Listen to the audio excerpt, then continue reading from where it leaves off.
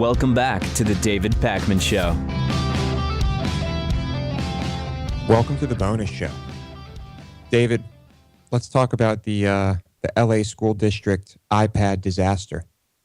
Have you heard about this giving these kids iPads thing? Well, yes, but I mean, you should tell the story. All right. Just wondering if you were aware of this. Essentially, the Los Angeles Unified School District's plan to give every child an iPad cost about $1 billion, taxpayer dollars. And it drew all sorts of criticism. What happened with these iPads? Well, for starters, they break, they get lost, they get stolen. So that immediately right there, I think, is common sense.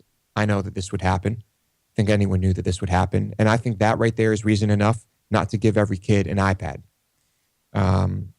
But on top of that, I guess they were kind of set up to block the use of social media. And of course, the children immediately found a way around that and started using them for social media. And then the kids were told that they can't use them at home. And the whole point was like, to use these at home. And it was just a total disaster. So, I mean, at face value, like I understand the importance of wanting to give children who might not have access to something like this. I think it's incredibly stupid to give them iPads, considering the costs and how easy it is to sell these things on the black market and just to steal them. I mean, they're small. It's like it doesn't make any sense to me. Would you agree with me on that? Well, so if you, as you say, you believe that it is good to provide technology that they may not otherwise have access to, what technology would you choose? How about just a cheap laptop? A cheap laptop. Couldn't that also be sold? I mean, I guess it's true that cheap laptops, since laptops are so cheap as it is, a used cheap laptop is not really going to be worth very much. I just don't know if choosing an item that's less attractive on the secondary market is the right standard to use, though. But David, just the cost of these items alone. Yeah, it is really expensive. So, I don't know. It was obviously predictable that this would happen. You'd think that, there's really no way. I mean, you can't say we give it to you for free, but if you lose it, you owe us money. Although you could, right? You could say, we provide this to you for free, but you need to promise to give it back in working order. And if you don't, then you owe us money. Of course, it's like good luck trying to collect that money. And obviously, it's probably money that a lot of people can't afford anyway. So I don't know if that would be effective. I don't know how I would handle this. I mean, I completely agree that the value of exposing kids to technology early is very important. I'm not talking about giving 2-year-olds smartphones, but certainly when we're talking about students, getting them exposed to the technologies that are being used now, I just don't know how you would have been able to work it. And would a cheaper laptop resolve the situation? I don't know. And there was a lot of, it wasn't quite clear who was responsible for broken, missing, stolen, or lost iPads. So that was another problem in and of itself. The initial money to pay for it came from voter-approved bonds. But yeah, I just think this was a huge mistake, and this isn't the way to do it. You don't buy the newest, hottest thing for all of these kids. Yeah, maybe they would have been able to get a deal for refurbished ones or something like that at a fraction of the cost. Older models refurbished. Laptops. Refurbished laptop. I mean, come on. This is so idiotic. I mean, also, I wonder what that $1 billion could have done just to improve overall education in the state as opposed to just getting the kids toys.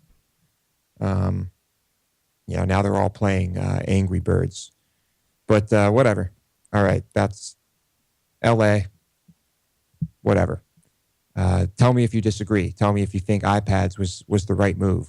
I don't think it was. I have a story here about a 18-year-old man, Logan Steiner, who was found unresponsive by his brother in the family home, who appears to have died from basically a what's being called cardiac arrhythmia and a seizure from a caffeine overdose. And I guess he was found with caffeine powder, which, I mean, I know there are caffeine pills and things of that nature. I mean, I guess I could have assumed that you could buy little jars of caffeine powder, but I'd never seen it. And I don't know, I guess this is a thing that kids like to do. They like to, I don't know, put a bunch of caffeine powder in something and drink it. And he's dead. David, have you ever heard of something like this happening? I know we heard of heart attacks induced, coming to us from kids drinking too many energy drinks. Yeah, I feel like I have heard of this, but not in this exact context. Yeah, I mean, kids these days, it's crazy to be saying that, but kids these days, what they're doing, we never would have thought of doing this, would we? When we were younger. Certainly, there were nights where I drank way too much. I'd throw up. I'd be ill. I'd be sick. I'd never think to do caffeine because I don't really even like the way I feel when I have too much caffeine. Never mind, how I'd feel if I drank a 6-pack of Red Bulls. Yeah. Or a 4-pack is what they come in. I'd feel disgusting, but I guess some people like it. So what do you do now? Do you regulate? What do you do? I just don't even know what you do. I don't know. Why is it even necessary to have caffeine powder? Yeah, I mean you shouldn't. It's ridiculous. It doesn't make any sense to me.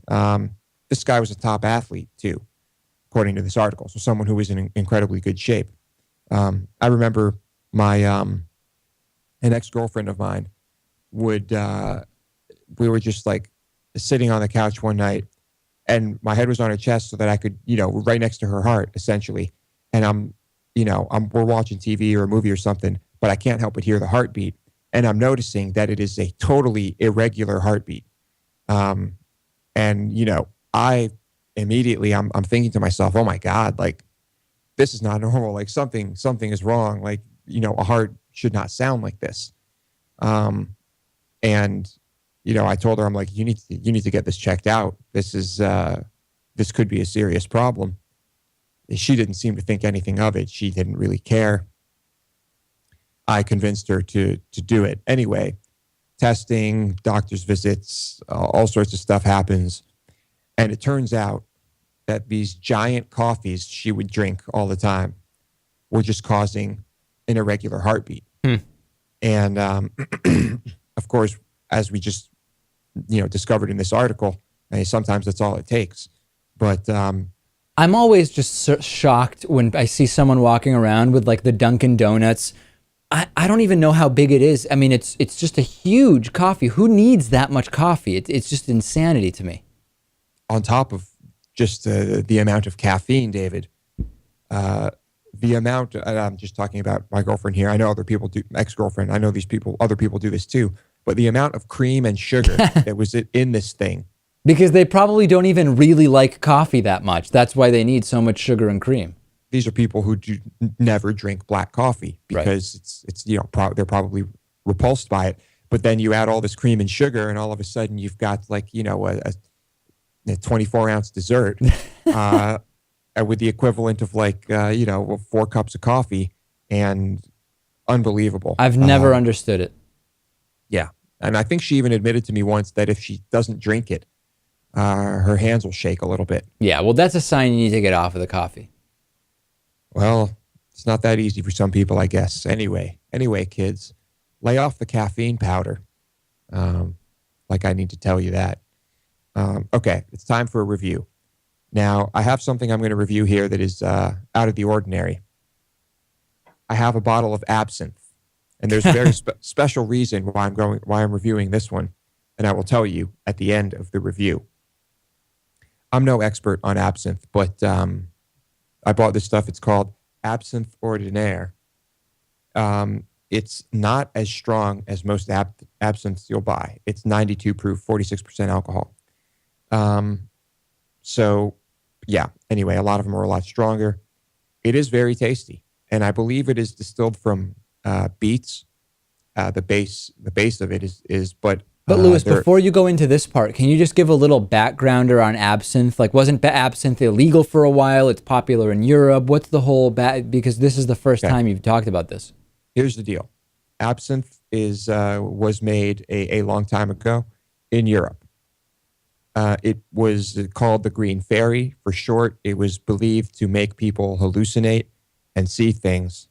It was later discovered, and I believe this still holds true, that the only reason people were hallucinating was not because of the wormwood, which is in absinthe normally, but because they were poorly made and there were chemicals and nasty things getting into it that would cause you to hallucinate. So absinthe only recently became legal in the United States again. It still has the wormwood in it. It does not make you hallucinate. And if you've never had absinthe, to describe the flavors a little bit, it's very licoricey. It's made with anise, and it's herbal and licoricey. And if you don't like that, you're not going to like absinthe. So yeah, this one is I guess from France, and yeah, I think it's made with beets. I think there are 3 different types of absinthe. The ones that are made with beets, the ones that are made from neutral grains, and the ones that are based off of like brandy, basically. A lot of the absinthe snobs will tell you that the brandy ones are the best. Personally, I like the beet ones the best. I'm not a big fan of brandy, and I think these just kind of have a sweeter flavor. And this is one of them. So, yeah, like I said, it is quite tasty. It's not. It is very licoricey, and not as strong as the other ones. You should dilute this, of course, when you drink it, especially the ones that are of a higher percentage. You're supposed to add some water. There's a whole process. I'm not going to describe it now, but you can look up the traditional way to serve absinthe. And yeah, I like this one a lot. Now, the reason I am highly recommending this one is that this bottle cost me about $25, as opposed to most of the other absinthes, which are going to be at least 40 plus, some of which are up around $60 or more. This one is very cheap. Now, looking at the back, it does say that it contains FD&C yellow 5 and blue number 1. So, yes, as with most liquor, there is a reason that this one is cheaper than the others. But in terms of flavor, it does have a great flavor. It's not like buying, a 6-pack of Schlitz compared to a 6-pack of good craft beer. No, this does taste very good. And for $25, I can deal with that. I can deal with the food coloring. And who knows what other brands of absinthe have that food coloring. I don't go to the store and look at the backs of these bottles, but I will next time I'm there.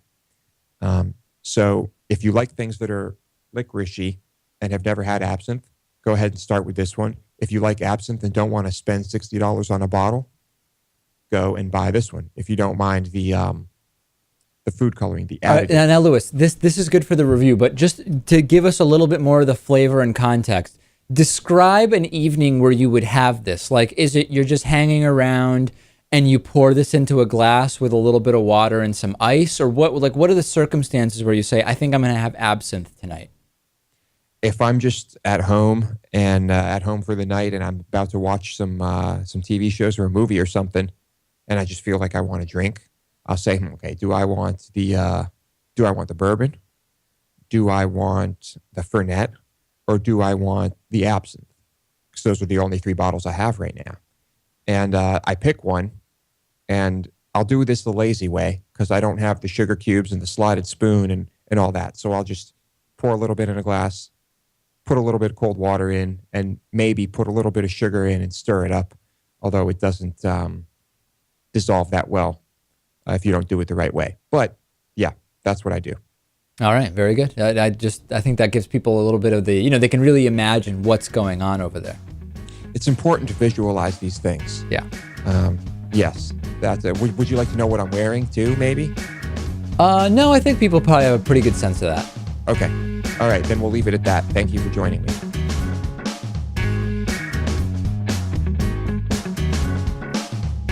The David Pakman Show at davidpakman.com.